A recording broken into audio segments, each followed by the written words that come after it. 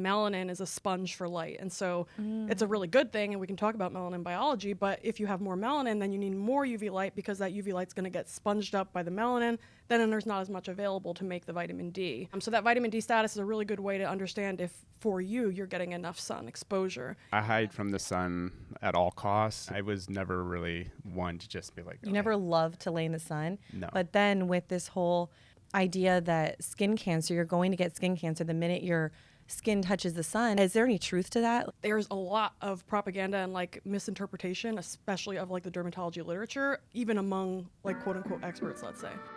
In this episode of The Long Game, we're joined by Dr. Alexis Cowan, a Princeton-trained researcher specializing in metabolic physiology and life biology. We're going to dive deep into the life-changing science behind sunlight. We'll address questions like, is sunlight truly essential for our health? Can it really prevent diseases? Dr. Cowan unveils how sunlight can influence everything from our mental health to our metabolism. We'll tackle myths, discuss the controversy around sun exposure, and learn how to get the benefits safely. Tune in for a transformative look at how a little light can go a long way towards health and longevity. Please tell us the biggest myth about sunlight. I'm jumping right in. Yeah, I mean, let's get into it. I think UV light is probably the most demonized of the light spectrum of sunlight, and so that's probably where the most misconceptions lie. I mean, when we think about, let's say, just comparing the ancestral to the modern evolutionary like light environment, we think about modern day, we're under a lot of artificial lights, mostly LED and fluorescent bulbs, as well as device screens. The primary frequency of light within these sources is blue light, and there's no UV light and there's no infrared light, which we'll talk about the importance of that. But in the evolutionary environment, when we think about that context, sunlight is the primary source of light in that environment. And sunlight contains light from ultraviolet, UV, all the way up through infrared. And that's the balanced light spectrum that we, let's say, we're designed or evolved to receive, and our biology is very attuned to that. And so when it comes to UV light, there's a lot of specific biological implications with UV light exposure. Most people think about vitamin D synthesis in the skin from UVB light.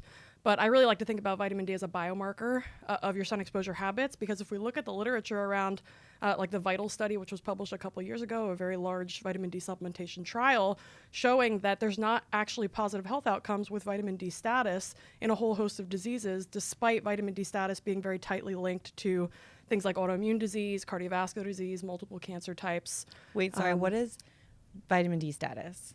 So it's just basically like not deficient or sufficient status. Oh, just your status of your vitamin D. Okay, yeah, got exactly. it. So, I mean, a standard doctor will tell you that like anything over 20 or 30 nanograms per milliliter is fine. But based on my research and understanding of the literature, that's completely suboptimal. If we're looking to be in an optimal range, we need to be shooting for at least above 50, ideally between 60 and 80 nanograms per milliliter.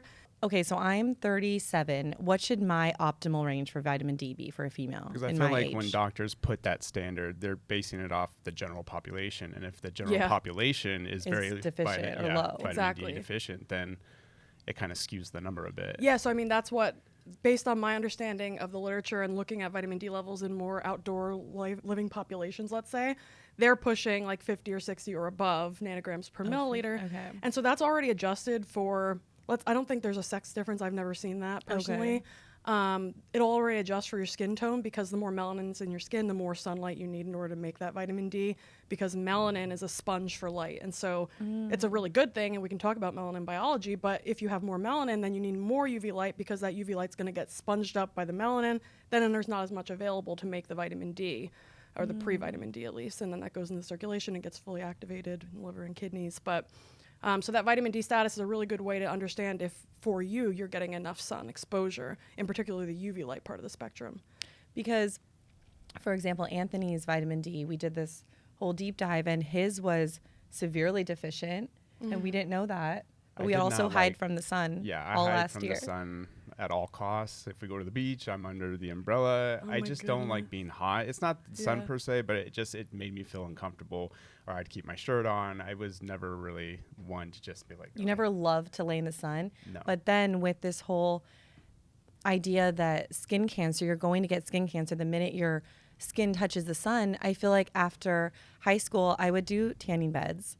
And after, that was in 2001 to 2005, I feel like after that, there was a big wave of don't do tanning beds, and also you're going to get skin cancer anytime you go in the sun. So I would completely shield myself. And to be honest, I would never get sun after that. Mm-hmm. So what is that? Is there any truth to that? Like that tanning beds are as terrible as people? Because that's all strictly UV light, correct? Yes, that's right. Usually tanning beds are very UVA dominant, less UVB. UVB is what we actually need for vitamin D. And the other really important part of the UVB story is POMC, or propium melanocortin, which we can talk about in a moment. But with regards to the skin cancer story, there's a lot of propaganda and like misinterpretation, especially of like the dermatology literature, even among like quote unquote experts, let's say. So if you actually look at the literature around melanoma in particular, which is the most deadly of the skin cancers, and its relationship to vitamin D status and sun exposure habits, we can actually see that chronic, regular, daily sun exposure is associated with decreased incidence and mortality from melanoma. Also, vitamin D deficiency is highly associated with melanoma incidence and severity as well. What we do see in the literature, though, with regards to the sun and melanoma is if you get intermittent sun exposure, which is basically if you never go outside and then you go on vacation to the tropics and you fry yourself and you're somebody with lighter skin, that's the problem. That's what we did recently. That's the problem. There's a story because she had just discovered you, and it was right before I was deep, and I was like, vacation. I love her. This is so refreshing. We need to implement this, and it made complete sense. And we're like, oh my God, we thought about this all wrong. So we go to Hawaii, and she's like, okay, we're not going to use any sunscreen. And this talking about a guy that's never been in the sun. Now I'm being pushed in the sun. I don't have any like sunscreen protection, quote unquote.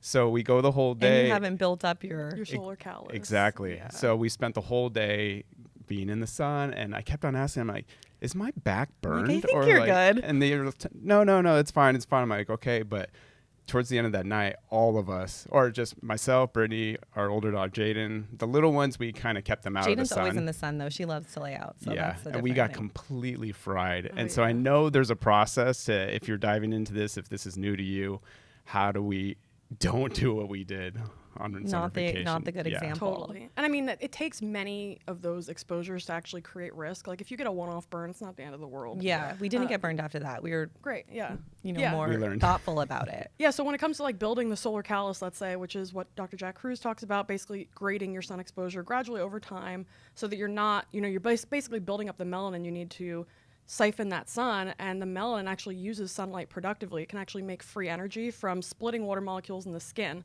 It's pretty kind of technical, but basically when sunlight stimulates melanin in the skin, it splits water in the skin into free electrons, hydrogen and oxygen, and those free electrons can directly power mitochondria. So in addition to that, the whole POMC part of the story, which we didn't talk about yet, but we need to get into, is this other really important molecule that's synthesized in response to UVB light in the brain via the eyes and in the skin. And so this is the other really big problem with wearing like contacts that block UV light, glasses, sunglasses while you're in the sun, because then you're not producing this molecule in the brain, only in the skin. And when we talk about the products of POMC cleavage, so it's this complex prohormone that's cleaved into 10 different products. 3 of them are alpha, beta, and gamma MSH, or melanocyte stimulating hormone. So as the name implies, these factors will stimulate the production of new melanin and melanocytes to give you a tan in response to the sun. And that takes a little bit of time. So the new melanin that you make can take 24 to 72 hours to make after your sun exposure session. The tan that you get apparently like after, like acutely after a sun exposure session isn't really new melanin. It's old melanin being pulled towards the surface, and that's primarily mediated by UVA light. And that's also why you can look tanner after a tanning bed like immediately. It's because the melanin granules are actually changing their shape and they're being pulled towards the surface, so you look more tan. But the real tan, like the new melanin, comes a couple days later in response to UVB light.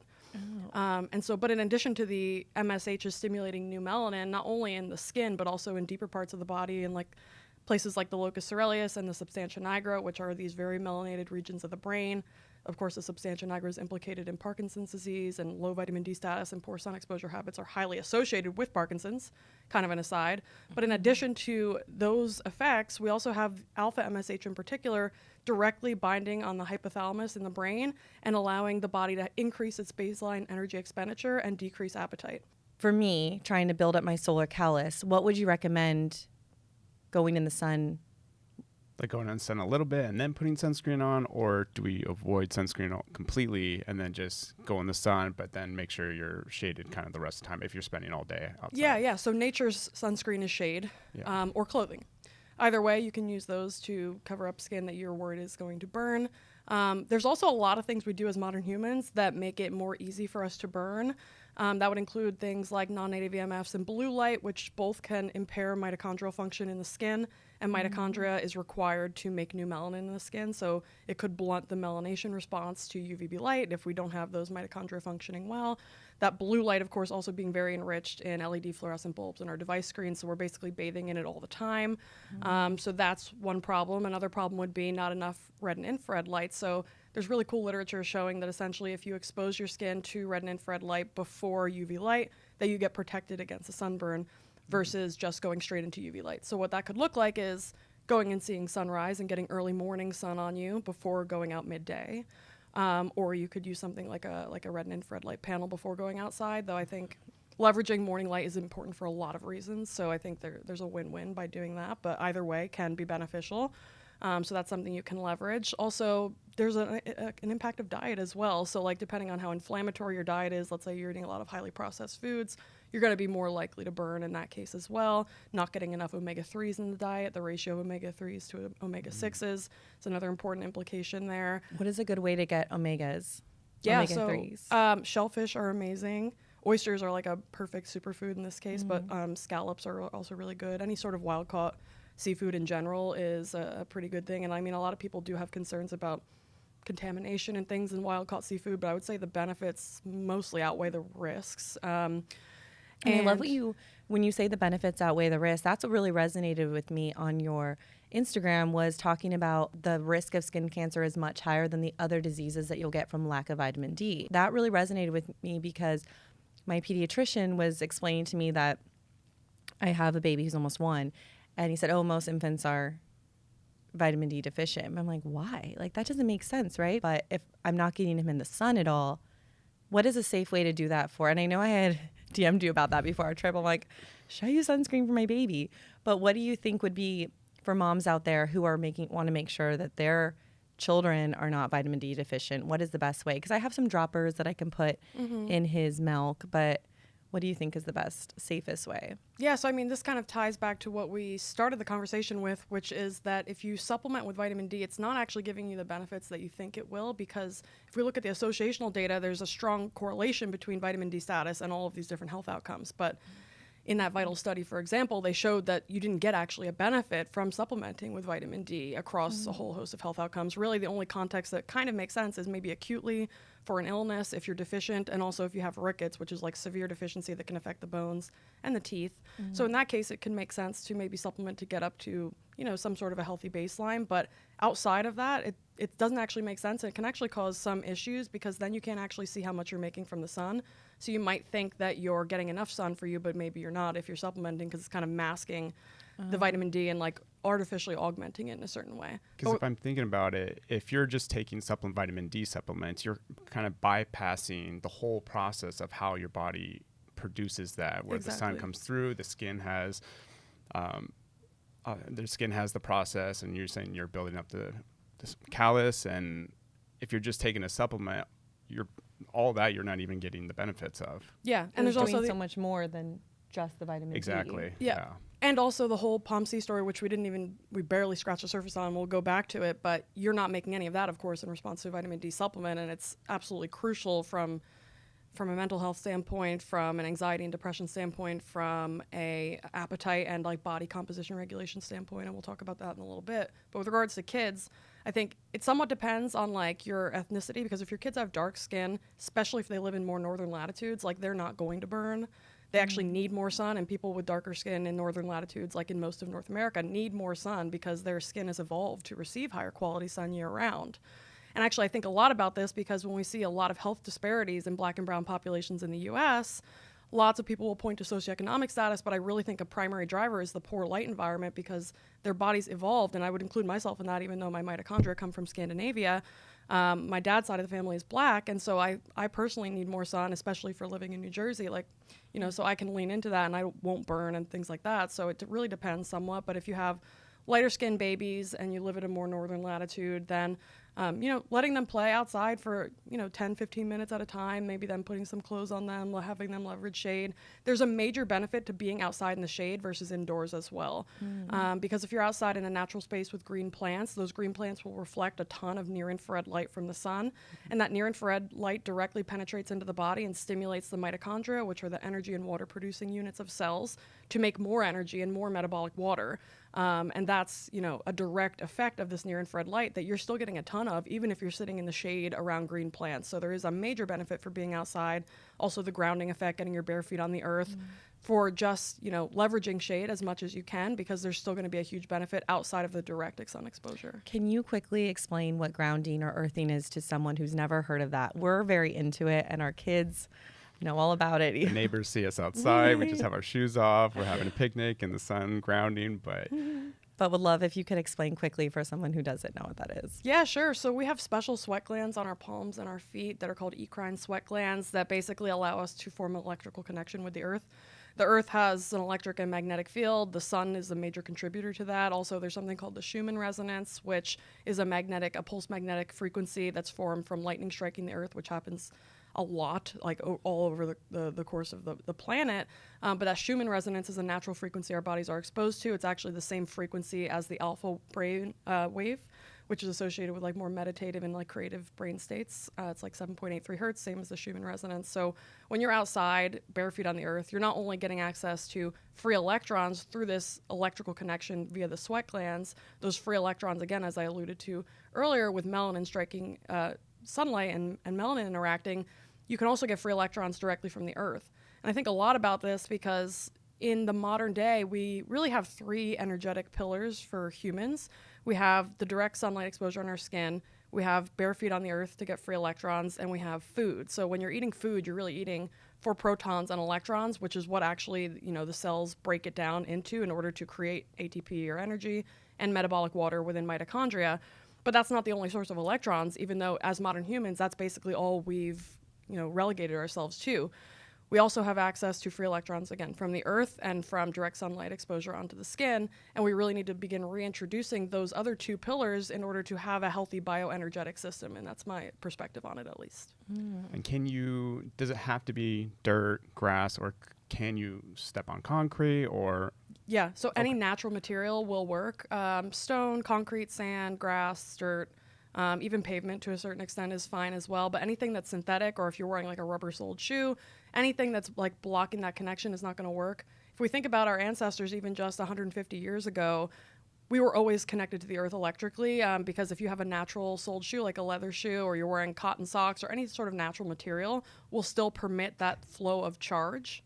But now with like the advent of modern technology and like petroleum products and making different synthetic materials that we use to make our shoes and everything else, we've now disconnected from that potent source of energy and vitality that is facilitated by that direct connection with the earth.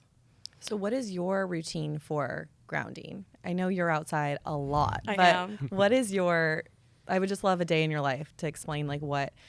Also, I know a lot of people don't work from home like we do. So it's like, what is your routine? And then what would be a good tip for someone who maybe is in an office in a skyrise all day and can't get outside, or it's snow on the ground? What do you recommend in those situations? Yeah, so there's a couple options here. And one other thing I want to mention about grounding too is there's been studies done on grounding where you basically put people who have some baseline inflammatory state, you put them on like bare feet on the earth or with some sort of a grounding mat for 15 to 20 minutes, and they use thermal imaging, and they show that dramatically the inflammation is decreased over the course of that 15 to 20 minutes. So there's like a very strong acute effect. And if we think about the fact that we should be grounding as much as possible, like imagine how low those inflammatory statuses can stay if we're actually getting the right inputs into the system.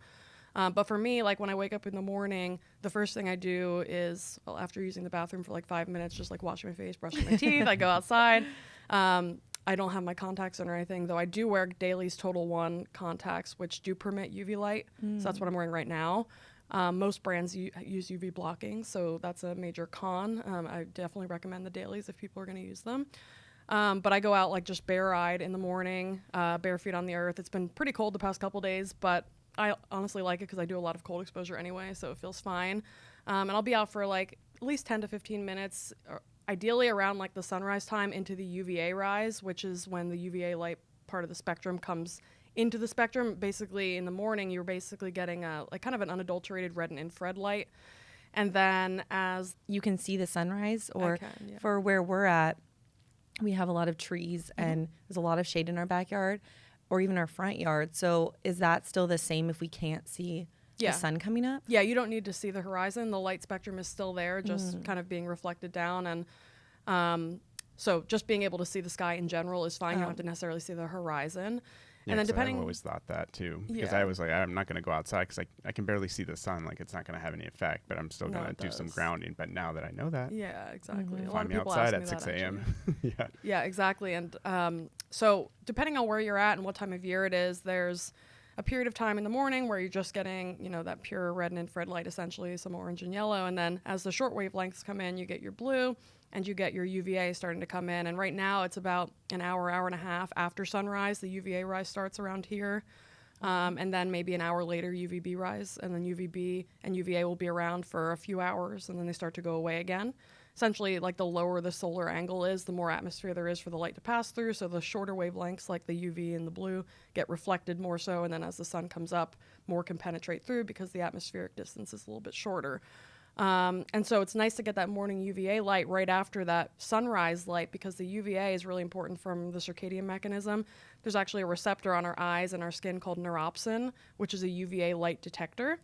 And basically the UVA light tickles these receptors and it stimulates the local setting of the circadian clocks in the eye and the skin, in addition to blue light. So we mentioned blue light in a more negative connotation with regards to our tech and our artificial lighting, but blue light's actually a really important input, but we're supposed to receive it in full spectrum sunlight because there's this balancing effect between blue and red and infrared, essentially. Midday sun is about 25% blue light, over 50% red and infrared light. The blue light is really important from a circadian mechanism because what it essentially does is it tickles these receptors in the back of the eye called melanopsin, which is a blue light detector, in contrast to the neuropsin, which is a UVA light detector. And in the retina, when those receptors get tickled, it sends a signal to the brain, in particular a part of the hypothalamus called the SCN, or the suprachiasmatic nucleus. It's the master clock for the whole body. It sends signals to all the other clocks in every other cell of the body about what time of day it is. And so blue light is absolutely imperative. It's crucial for stimulating this pathway and allowing that clock to be set.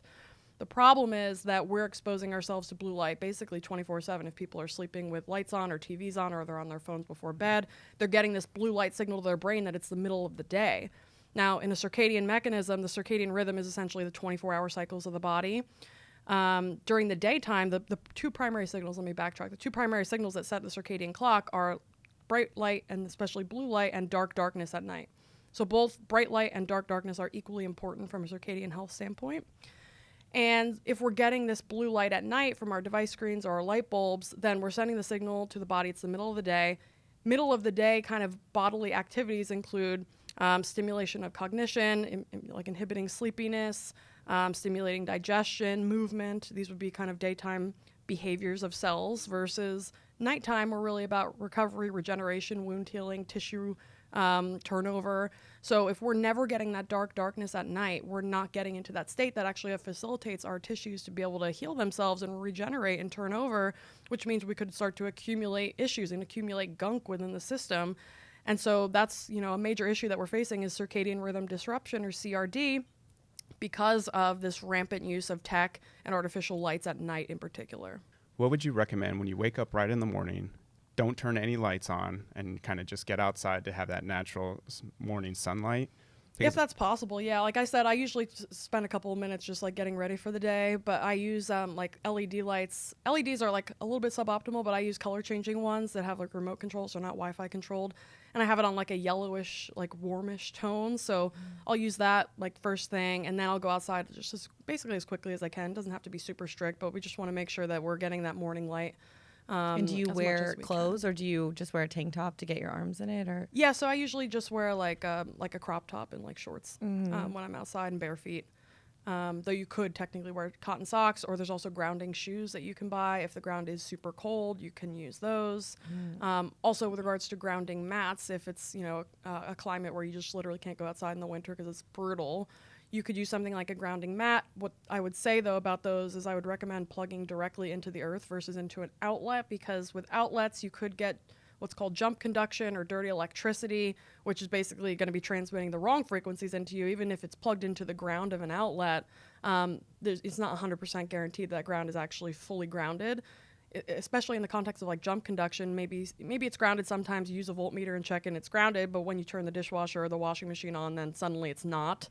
So there's that issue, but you can essentially get around that by either directly plugging that wire into the earth, or you can coil some copper wire around that plug insert, then run the copper wire on a window or a door, and then like coil some up, bury it in the earth, cover it up, and then you can form a direct connection with the earth, and you don't have to worry about anything else. What about those grounding sheets? Have you heard of those? Yeah. Is that the same thing? You would want to still have it go outside? Ideally, that would be ideal. I haven't used them just because our baby does sleep in our bed sometimes, and I wasn't sure if it was going to be too high voltage, or I just got worried about it, so we've never used them. Just plugging anything into an outlet, we're like, I'm like, I don't know if it, yeah. Oh no, yeah. Well, that ground hole, like that third hole, is it's supposed to be just connected to the earth, but it's just supposed to be a ground. Yeah. But again, like safest bet is to plug it directly into the earth and rig it so that then you don't have to worry about it. Then it's just the same as like being outside. Oh, got it. Okay. Yeah. So for a night routine, because we are very into blocking the blue light at night, we have light bulbs in our house. You've probably heard of them where they're the full spectrum. So you can have the daylight ones. It's the sunrise. The second setting is the sunrise. And then the nighttime ones, but they're not red lights. They're still just like a very dark amber, I would say. So that's how we give our kids a bath. They turn on they have a red light, night light. My daughter she's 3, but if she watches anything, she wears her little red light glasses. So she's like, oh, I need my glasses. Oh, good. It's so cute. So she's very much we're very much into it at home. But what is one small change someone can do at home if they've never thought about anything about circadian rhythm and they can't buy the light bulbs? What would be the best way to do a small change? Yeah, so I mean, if you know you're somebody who's going to be on your phone at night, for example, if you have an Apple device, you can put a native filter on your phone. I have a pinned reel on my Instagram that shows you how to do it. That's what I followed, and it's like a 3-click, and then my screen is red now. Perfect, exactly. Yeah, you can do it red. I keep mine on amber all day long, and then you can put it on red at night. That's good. That would be a huge thing if you know you're going to be on your phone. Some TVs also have advanced settings where you can turn it to RGB mode, so you can put it on red mode. That's what we do for our TV if we're going to watch it at night, if some sporting event is on or whatever. And then other than that, just like keeping lights off as much as possible, just like being more in darkness. Some light bulbs, like the ones that I have, it's a 4-pack on Amazon with remote controls. So again, you don't have to use Wi-Fi, because ideally I'd like people to have their Wi-Fi off at night when they're sleeping, especially. Why though? Because we do that, but would love to. Like, get the phone away from my head. I'm like, okay, turn it on airplane mode. Turn off the Wi-Fi. Yeah, exactly. Because Wi-Fi is part of the electromagnetic spectrum. When we talk about electromagnetic spectrum, we're referring to the light, essentially the light and the magnetism environment of our bodies. And so Wi-Fi and all of the non-native EMFs are also part of the light spectrum. They're just non-visible, so you can't see them, but our cells can still detect them. And actually, this goes way back to Robert O. Becker's work. He wrote The Body Electric and the book Cross Currents. He was one of the first canceled scientists back in the 60s. Yep, he's an electrobiology researcher. He actually passed away in 2009. But he basically blew the whistle by going on 60 Minutes back in the day and saying that, like, he was actively doing research showing that even just radio waves were causing tumors in rodents, and there was a major health implication here from a human health standpoint. And the next day, basically, he lost all of his funding and lost his livelihood, his lab, and was completely shunned from the scientific community.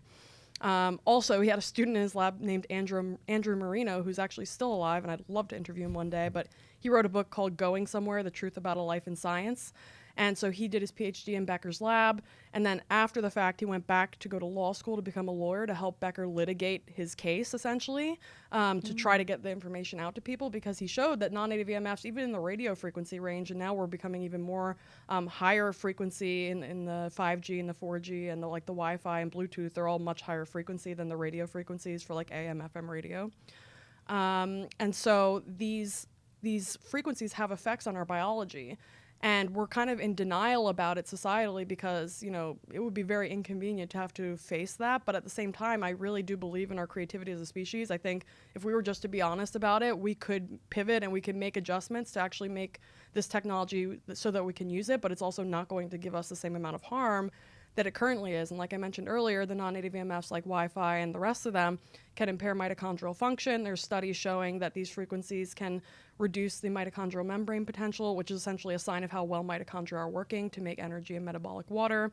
And of course, like in rodents, they create tumors and issues like that. So it's, I think, a major thing we need to focus on. That's why I'm also really excited about my future light lab. I'm trying to make a decentralized light lab that's not government funded, that's mostly philanthropically funded and like crowd funded to do important research that, like, let's say our 3-letter agencies don't want to focus on for whatever reasons. So I know you're online, you work from your computer. What do you do to mitigate that EMF risk? Yeah, so I primarily work outside, like you mentioned earlier. And if you're counterbalancing the non-native EMFs with an abundance of natural EMFs in the form of sunlight and grounding and the Schumann resonance, the Earth's magnetic field, all these things, then the harm is much less because you're actually providing other inputs that help to harmonize and support mitochondrial function, even in the presence of the ones that are like actively harming mitochondrial function. So it's much less of a downside, let's say, in that context. So I primarily work outside of my back patio. What I usually recommend clients and students is like, because in the past I spent a ton of money on supplements, and like I still spend a ton of money on food, and that's just one of my values that I will not compromise. But with regards to supplements, I basically stopped spending money on supplements that may or may not do anything. Like I couldn't really feel a difference, and I started spending money on like building a space outside that I really enjoyed spending time in, that's functional, that's aesthetic, that's just like it works for my business and my lifestyle. And so I have a nice patio area out there. I have my Morosco forge for the cold plunging. I've got my yard there so I can, work there. We have like a pavement patio so I can have my feet on the pavement or the grass while I'm podcasting or while I'm making content. And I love that. Yeah, it's great. So what do you do when it snows? Because does it snow in New Jersey? Yeah. Well, so where I live actually doesn't. Oh, okay. We maybe had like 1 or 2 snows the past like 5 years. So it's just chilly out there. Yeah, it's a little bit chilly. So yeah, I'm usually out there anyways. If I'm recording a podcast though, usually my brain doesn't work that well if I'm really cold, especially because I usually talk for like 2 hours. So if I'm teaching or I'm doing a podcast in the wintertime, I'll take it inside. I use Nero light bulbs, which are full spectrum light bulbs made by Scott Zimmerman. He's incredible. He actually lives in New Jersey. I had him on my podcast a couple months ago. But Nero light bulbs are essentially a combination of incandescent and LED bulbs together. So the incandescent adds back in some of the important near-infrared light that's like an essential nutrient for our bodies. And so it helps to round out the indoor light spectrum, because what we didn't talk about actually is that even just sitting inside indoors behind window glass without any screens or light bulbs on, you're already becoming blue light toxic, because window glass blocks 100% of UVB, 30% of UVA, and all of near-infrared light. Oh, I did not know that. Yeah, because they're energy efficient, let's say. And what I like to say is energy efficiency and technology is creating an energy crisis in the human body, because UV and infrared light are the most important spectrum, part of the light spectrum, in order for our bioenergetic systems to work appropriately. And that near-infrared light is also known as heat. And so if heat is coming in through the glass, then, it drives up energy costs, because now you have to run your air conditioner more or whatever. So you're trying to keep a stable indoor temperature environment. Now we're going to block that near-infrared light from coming in because of, those reasons, not realizing that it's this essential nutrient that we're now missing out on, that we're supposed to receive year-round, all day long. As long as the sun is up, we're receiving that infrared light. But we've created this weird alien light environment indoors where there's no UV light, but there's also no infrared light, which is completely, we would never find that in nature, because even in the wintertime on short days, you're getting abundance of that long wave infrared light that's helping your mitochondria to cope in like a poor light environment, essentially. What are simple things people can do without having to purchase the different light bulbs? Like, what is something they can act on now?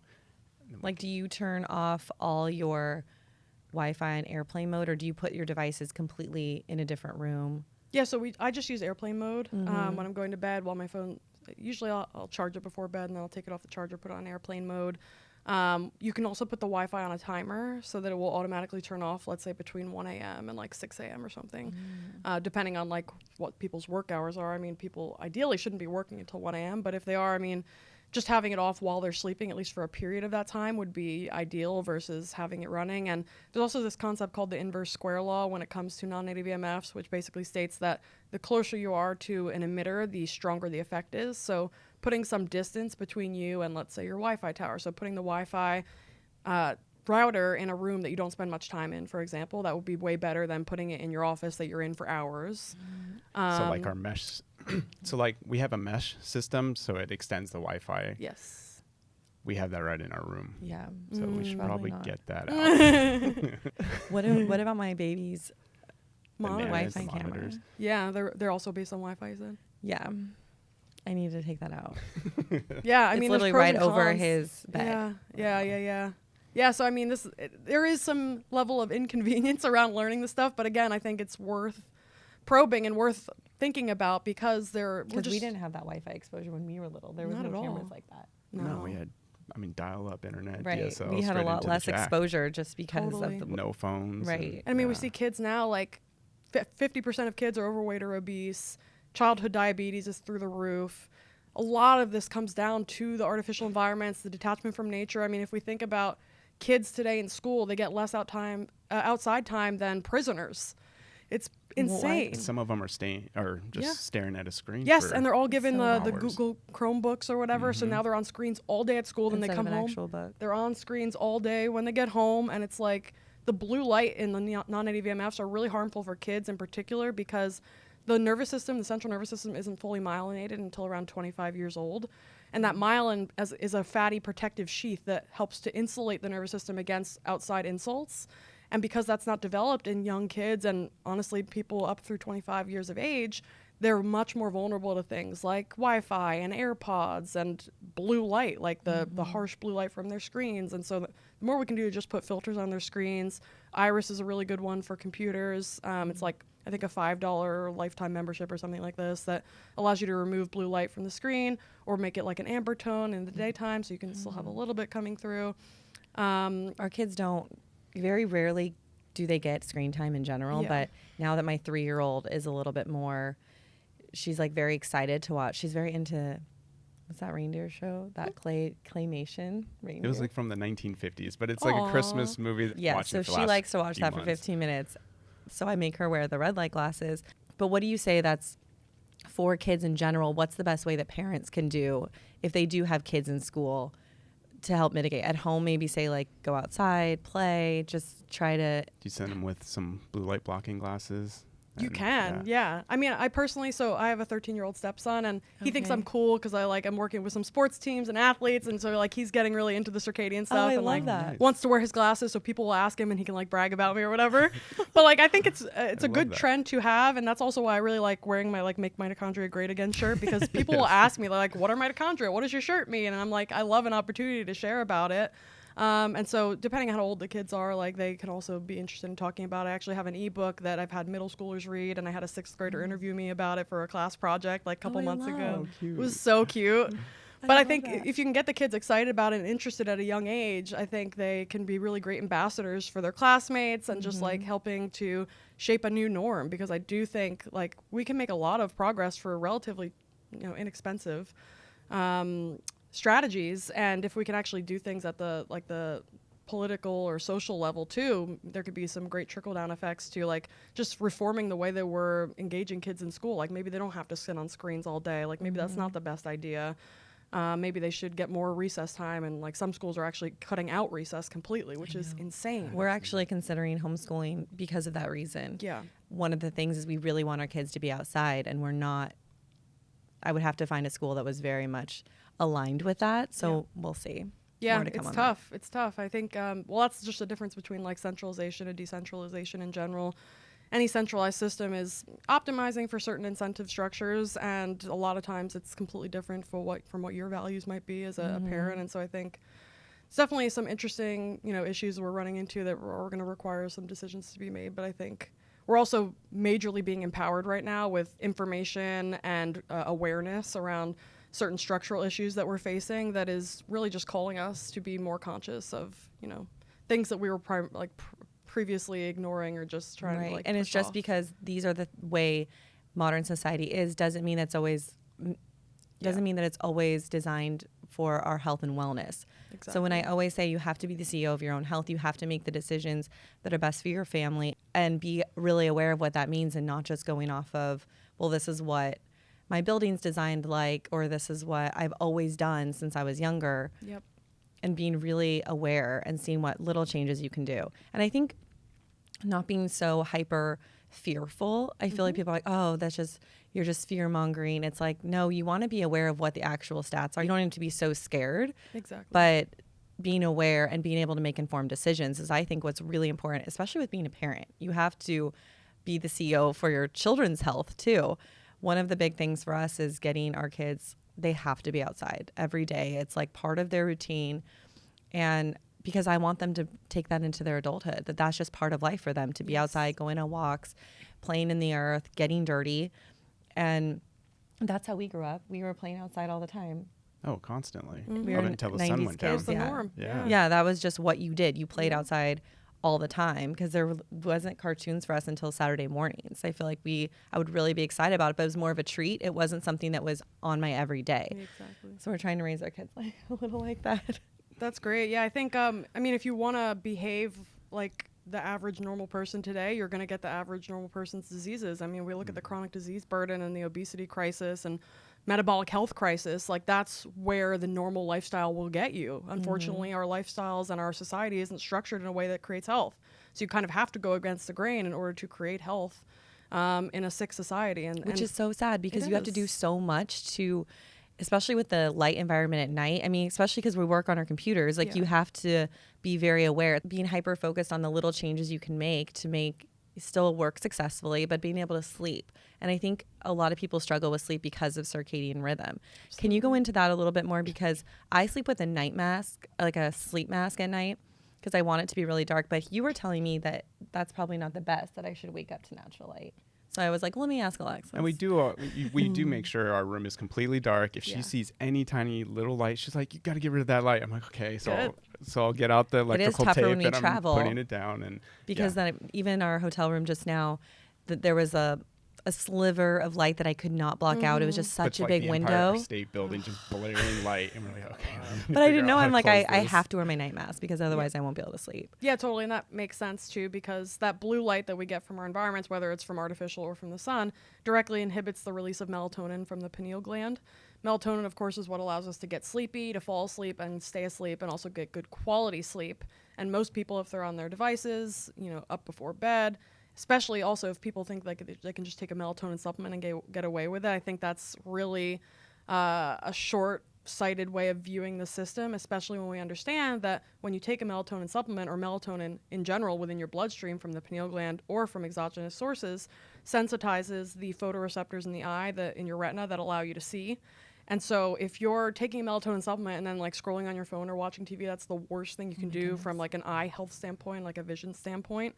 But that melatonin is also really important at the cellular level. So in addition to the melatonin that bathes the tissues in the bloodstream from the pineal gland, melatonin is also made in every mitochondria within the body in response to that near-infrared light that we talked about earlier.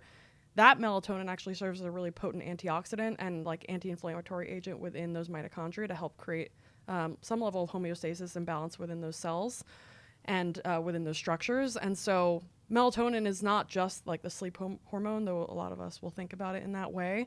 It's also this really important force for mitochondrial health. And when it comes to the melatonin that we make in our brains and our pineal glands, both bright light during the day and darkness at night, again, are really important. That bright light during the day helps to facilitate the production of serotonin by the pineal gland. Later in the day, as it gets dark out, then the melatonin levels start to rise as that serotonin gets converted into melatonin. So we actually need, that bright light from the sun during the day. If we look at the brightness of light sources, midday sun can be up to 300,000 lux, and primarily indoor lights, we're not getting anywhere above 1,000 lux. So it's really dim inside compared to what you can get outside. So getting at least some bright light midday, ideally in the morning as well. And then that darkness at night, like you said, putting electrical tape over any indicator lights or unplugging things. If you're going to be on devices or screens, wearing your blue blocking glasses. The 100% blue blockers have a dark orange lens, so that's how you know they're good. A lot of people. Is that the ones you're wearing? So these are daytime ones. Okay. These block about 60% of blue light, so it just kind of takes a little bit of the edge off. Do you wear those all day, or do you just wear them when you're in here, inside? Yeah, just inside. If I'm outside, I'm not wearing them at all. Yeah. You need to get totally. natural light. See, I have blue light blocking glasses, but they're not that color. They're just like a very clear. Yeah, they don't work. They don't work. They don't work. They block maybe like 5-10%. It's barely anything. Shoot, I know. There goes 3 of our pairs. Shoot. I know, that's why I always tell people, because Right. people are like, oh, I got a blue light blocking coating on my glasses, and I'm like, no, this isn't doing anything. Okay, It so needs what to have brand a are those color. ones? These are Bond Charge. Okay. They have like really nice different frames, and these are the light sensitivity glasses, which I use as my daytime. They block, again, like 60% of blue light, and then the nighttime ones, which I also use from them, have this very dark orange lens, and that's how you know they're good. They should Okay, I have do have a tinted dark lens. orange lens for nighttime. Yes. But I guess the ones that I use on my computer during the day are the ones that are actually not good. Working. Not Exactly. doing what I need it to do. Yeah, if they're colorless, they're not really doing And then when you anything. work outside, because now I'm inspired to make my backyard more of an oasis. Do you work under the shade or do you go back and forth? Yeah, so depends on what I'm doing, and also like how high the sun is and how hot it is out, because the computer can overheat a bit. So And this sometimes time the of reflection year- on the computer is Yes, sometimes it's hard to tough. see. Exactly. So I have like a patio set up, like an umbrella, and so I usually work on like the table in the shade. And then I'll take breaks and I'll get sun, or I'll go in the cold plunge, or I'll just have fun in the yard or whatever. Do you Cartwheels. sauna? Yeah, I have an infrared sauna for the Okay. massage. I really like that one. We love, and it's so funny because our sleep score, which now is reminding me that now I'm wearing The Aura. Wi-Fi all We need my- to charge it. No, I'm saying that the Wi-Fi Oh. Yeah, when I wear my Apple Watch, but another topic. it's everywhere. We're yeah, trying. it's like We're I'm trying. surrounded in it. But I noticed that my sleep score is so much better when we do the sauna, which is crazy. Is that because it's the infrared light? Yeah, so the infrared light stimulates melatonin production in the cells, but it's also having an incredible effect on mitochondria in general, which is of course contributing it to like sleep and recovery in just a whole multitude of ways, really. I like to, right after the sauna, jump in the cold plunge for like 1 minute, because I don't want to get my body temp completely low to where I'm just freezing. I noticed that when I did that, I had a better sleep score. And is that because my body temp is so high, but when we go to bed, our body temperature tends to lower. And so I'm just kind of helping facilitate that, which can drive me into a better sleep. Yeah, makes sense. Do you usually do it in the evening? Yeah. The cold plunge? No, I feel like you normally No, do no, it like in the for, morning. I try to do the cold plunge during the day for 3 Yeah. minutes to kind of get that same effect. And then, He but does it usually probably 3 times a week, though. How cold is your plunge? 50, 52. Okay, so I'll share a little protocol maybe for you that could be helpful. So this is also based on Jack Cruse's work. So there's something maybe I should backtrack. When Becker was this electrobiologist, when he was in medical school graduating, there was a Nobel Prize winner that came and gave a talk. His name was Albert St. Georgi. And he basically gave this talk, and he said that it seems like biology is encoding for protein semiconductors. Semiconductors being the things that are in our phones and all of our electronics that facilitate the flow of electrons under certain conditions. He basically said that it seems like the body's just full of semiconductors, and that's what actually inspired Becker to open his lab and like go down his whole research rabbit hole, finding that indeed the body is full of semiconductors that allow the flow of electrons. And if you look at physics labs, when they're studying semiconductors for use in tech, they're often studying them at low temperatures because they work better. So when we think about cold exposure, one major benefit of cold exposure for the right duration at the right temperature is improving the efficiency of the electron flow in the semiconductor networks of the body. But in order to get that effect, you actually have to stay in for a long period of time, because you actually want to lower your core temperature, versus if you go in for like 1 to 5 minutes, you're actually, you're decreasing your skin temperature, but you're actually increasing your core temperature because all the blood is being pushed inside. So what I do for my cold plunges, it's set to like 55 degrees. 2 to 3 times a week, I'll go in from 20 to 45 minutes, just like a long session. Yeah, I don't know. What? That's It feels amazing. I promise you, it's great. the highest I've done is 8 minutes, and I'm like, okay, I got to get out of here. Really? But I have not been Wait, able what to are push you doing when myself you're in past there? that. Are you just Podcasts. I also am taking a couple courses right now, so I'll listen. you're to filming a lessons. podcast in the Oh, listening to podcasts. Oh. I could do that, I guess. Yeah. I do think the most shocking thing about the cold plunge is when you first get in, but Exactly. afterwards It it's feels like it easy. is a more calming sense. Yeah. But wait, so you're saying 20 to 45 minutes? Yeah. But at 55 degrees higher Yes, than what you're 55 at. degrees. Well, Which is 5 slightly degrees. higher. Slightly 55 higher. degrees is more of like if you were in the ocean swimming. Yes. Okay. Yep. It's not like an actual, like you're not in the snow. I think I'm going to have to build up to that. Sure. can I slowly- definitely did as yeah. well. What about the sauna, the infrared? What's the ideal? Yeah, so what I Temperature and time. tend to tell Temperature and people time. is, so the infrared saunas, at least mine, only goes up to like 170. Same. Yeah. So what I usually tell people is once you start sweating, then count 15 to 20 minutes. Oh, that's so good. Yeah, Because sometimes it takes a while if people right. start sweating. Yeah. And one time we had gone somewhere and we were really cold, or we had done the cold plunge right before, and that was a very bad decision because it took us so long to start sweating where it's like this was not a good like use of 45 time. minutes and I was feeling great in the sauna. And if you're actually doing contrast therapy, so like hot, cold, make sure you end on cold so that your body heats itself back up naturally, and that gives you more of a metabolic benefit. So do you ever, when you sauna, do you do the cold plunge after, or do you just sauna and go to sleep? So that's what I'm actually going to be doing in the wintertime. Otherwise, I've been doing primarily just like working out outside to get sweaty. And then for the cold, I'll do it midday while I get full sun on the cold plunge. So I'm getting like full sun while I'm in the water. I also have 10 pounds of Epsom salts in the cold plunge too that helps to facilitate that's such a good idea. the benefits, magnesium benefits, but also the Morosco Forge, which is the bath that I have, is a fully grounded unit. So it has a metal tub, and because it's grounded, now I'm getting basically the effect of like swimming in the ocean because it's the salt and it's the electrical charge coming from the earth. So it's like just basically a perfect magical soup of greatness when I'm in there. Oh, It I just love feels like a that. superhuman. All right. Now I need a new cold Shoot. plunge. We gotta return the fancy one. Which one do you have?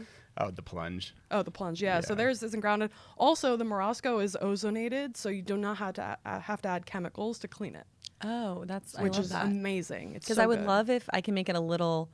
I was thinking I can have my kids like swim in it in the summertime just Yeah. for like a couple minutes, because my daughter would love to. She would Oh, think yeah. it's the most fun. They have pretty Yeah. big ones too, so for Yeah. kids, they could actually swim around in there. Talk about the Palm Sea, because I actually don't know what that is. Yeah. So I mentioned earlier pro-opium melanocortin. It's made in the brain and the skin in response to UVB light exposure. We talked about the 3 cleavage products, the alpha, beta, and gamma MSH, the melanocyte-stimulating hormones, which have major implications in body composition and fat metabolism too. So as I mentioned, the alpha MSH reduces appetite and increases energy expenditure, which is like the holy grail from maintaining or achieving a healthy body composition standpoint. But in addition to that, we also have 3 other cleavage products, alpha, beta, and gamma endorphins, which are the endogenous opioid molecules. So most people think about like running or exercise for endorphins, but the primary stimulus of endorphins in the ancestral environment is UVB light. And these endorphins not only like reduce anxiety and improve pain tolerance, reduce depression, but they also stimulate learning, memory, and cognition, help to improve critical thinking, and also boost your baseline dopamine levels. So when I think about modern humans, I think about dopamine slaves, essentially. We're constantly looking for the next hit of something, whether it's drugs, alcohol, whether it's junk food, whether it's social media, or whatever else people get addicted to. You get on this roller coaster of like you're compulsive, you're looking for the next hit, versus if you're outside in midday sun getting that UVB light, you're constantly cruising at altitude dopamine wise, and you have much more autonomy from that space. You're going to be less likely to reach for something compulsively, whether it's excess food or hyperpalatable foods or other things that people tend to get addicted to. So I think of it as this major, major deficiency in our modern population, this UVB light deficiency, and as a result, the endorphin deficiency, that people are just not able to think as clearly and see reality as clearly as we otherwise can. So that's another really powerful thing I like about connecting with nature and connecting with the sun, is it allows you to evolve, I would say, spiritually as well. I've been much more connected to my intuition and like just really fell on my path almost immediately as soon as I started incorporating this stuff. And it's wild, like the quantum biology, which is what we'll call it, all of the light, water, and magnetism pieces that Jack talks about really helps to put you in your power, and you're in a place where you can really see things just more clearly, and you're able to make decisions from this level-headed place. And I feel like, because we're both Christians, and so I feel like the more I learn about this, the more this is all so by design. My faith just keeps increasing, because I'm like, this is so specific that I can never think that this was by chance. Yeah. Like all these random things like fit together perfectly. Completely. So, And I mean, in Genesis, we talk about the light. yeah, right. It's important. like It's the foundational thing. It's so true. I've never thought about it in that context before. That's really amazing. Oh, really quick, where is the best area to live in the United States? I know that you talk about the sun. We're in Pasadena. Okay. Yeah, so I would say almost all of Cali is just out for me, at least, just because the electrosmog that's there just from like It's the so media smoggy. hubs, and like also the chemical smog too, but like the EMF environment is just crazy out there, and it's sad because that's a beautiful state, but it's kind of going to the wolves to a certain extent just from, whatever, bad politics and other things. Always bad politics, and then also the air quality is terrible. Every time I check my thing in the morning, it's like, I mean, air people wanted to low. move there because it's gorgeous, but now it's getting ruined. It's being overrun. And so I would say it somewhat depends. If you're a healthy person and you have fairer skin, you could get away with basically anywhere as long as you're willing to leverage cold in the wintertime to get that balancing effect. What we didn't talk about is UV and infrared light are so essential to the body that when there's not enough from the outside in, your body will literally make it. So the mitochondria make heat. If you get a infrared camera, you can look at somebody on it because the body is making infrared light in the mitochondria. In addition, the mitochondria also make UV biophotons. And because cold stimulates mitochondrial metabolism so powerfully, essentially what you're doing when you get cold is you're also stimulating the production of light internally in the form of UV and infrared light. And so if your body's not getting enough UV and infrared light from the outside because the sun quality is poor and the days are short, your body's going to make its own via getting cold in the wintertime. So cold is just a huge lever to push on in the winter if you're somebody who's healthy and like can build up your tolerance. For people who are already ill or have some chronic diseases, it can be harder to leverage cold, and also they can just benefit way more from having better quality sunlight year round, whether it's moving somewhere that's more sunny at a more southern latitude. I guess towards Miami would be the most south you can get, maybe Hawaii as well. Or leveraging things like UV light panels inside. I prefer to use them with a red and infrared light panel because in nature we always receive UV light with an abundance of red and infrared light, and they synergize as well for mitochondrial health. And so you can leverage that. I also will use like my Spurdy light panel, which is a UVB light panel. It's the vitamin D light. It's like 80% UVB, 20% UVA. And you don't look like you've been getting burned at all. No, never. I haven't gotten burned in years. That is crazy. Yeah, I haven't gotten burned in years. I've also been on my health journey for 13 years now. And having that relationship with the sun in a very balanced way. Yeah, I never used sunscreen as a kid either or anything like that. I did use it on my face for a period of time, but I still use it on my face because just like for the wrinkles. Like I'm like, is it gonna? That's the one thing that I'll still. Well, actually, skin aging is the most aging environment you can be in is a non-native EMF and blue light hell. Because essentially those are the most toxic to mitochondria, the most toxic frequencies. And so that will literally dehydrate your skin, dehydrate your tissues. And when you dehydrate, that's literally aging. That's what aging is. That's why you get wrinkles, because the skin is dehydrating. We want to plump the skin. We want to support metabolic water production by mitochondria. Then we want to expose ourselves to plenty of near infrared light, but also UV light as well. Of course, not getting burned, which would cause skin damage. But blue light by itself already, we know it causes hyperpigmentation and skin aging independent of UV light completely. So the fact that people are like fear-mongering on UV light, but then the alternative is being inside in a non-native EMF and blue light, just chaotic place, is not the move if you're looking to have an anti-aging lifestyle, let's say, from a skin perspective or in general. So yeah, that's what I'd say about that. And we also, when we learned about melanin, we learned that melanin has the same embryological roots as brain tissue and immune cells called neuroectoderm. And neuroectodermal derived tissues maintain the ability to move. And so the point of that being that when you develop melanin on your skin, that melanin can actually be pulled inside to help protect your tissues, deep parts of your brain, and also there's melanin in all of your sense organs, deep in the inner ear, oral mucosa, nasal mucosa, back of the eye. And actually, some people will even say that when they go on a long flight, when they get off the plane, they feel like their tan diminished because the body can actually pull that melanin in and help to soak up some of the free radicals. Because what we didn't talk about actually is that melanin, in addition to allowing water molecules to be split and making free energy, can also facilitate detoxification. So it can sequester heavy metals and also reactive species in the body. And as I was walking over here, I was looking at the city pigeons, and the pigeons are a great example because they have dark feathers because they cultivate melanin to deal with the toxic environment of the city life. If you put them out in the country, they turn light colored. They're like doves, basically. Oh my gosh. Yeah, so the melanin is actually a really powerful detoxification mechanism within the system in humans, birds, and other species as well. Really quick, what is one quick tip for someone who flies a lot to protect their... Because I am just dying on the plane when I'm trying to go to sleep, and there's so much blue light, but I'm wearing long sleeve, I wear my glasses, but it just feels like it's just a gross environment. Yeah, so what I do is I use deuterium depleted water. I will do a protocol for like 3 to 5 days before the flight. Deuterium depleted water helps the mitochondria to work better. It's kind of a whole can of worms. We probably don't have time to get into it, but I do have some posts on it. Essentially, what it boils down to is deuterium breaks mitochondrial engines. And so our lifestyles and our diets, especially if you're eating a lot of processed foods, are highly enriched in deuterium. Also, depending on where you live, there's different levels of deuterium in water. So if you live more towards the equator, there's more deuterium. As you move more north, there's less deuterium in the water, and that actually compensates because in the wintertime or places where the ground freezes and you get poor quality sunlight for a period of the year, the lower deuterium levels in the water actually help your mitochondria to work better in the setting of lower light quality.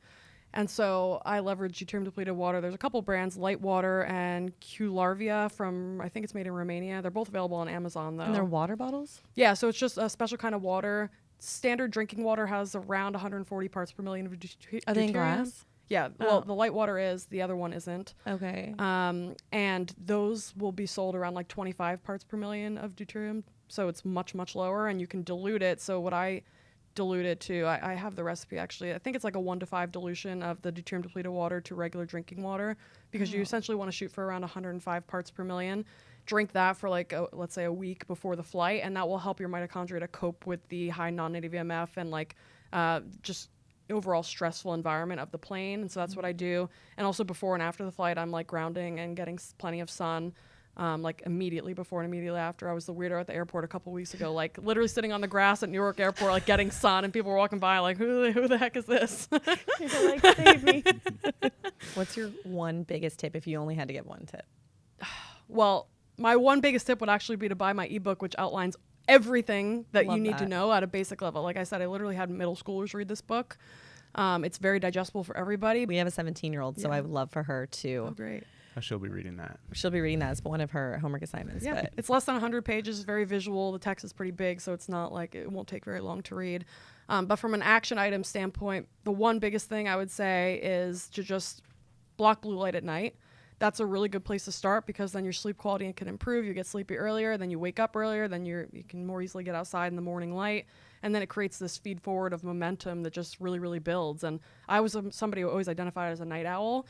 And within 2 days of implementing just blocking blue light at night and getting sun in my eyes first thing in the morning, I just started getting to sleep earlier and waking up earlier. I was like flabbergasted. Now I'm a morning person. I'm like, where did this come from? I know. My Same. circadian rhythm. I know. Like, I really think chronotypes is a feature of the modern environment. I think we're all meant to get sleepy when it gets dark and wake up in the morning. I think that's just normal for humans, but we've created an environment that basically impairs those signals from allowing us to get sleepy early.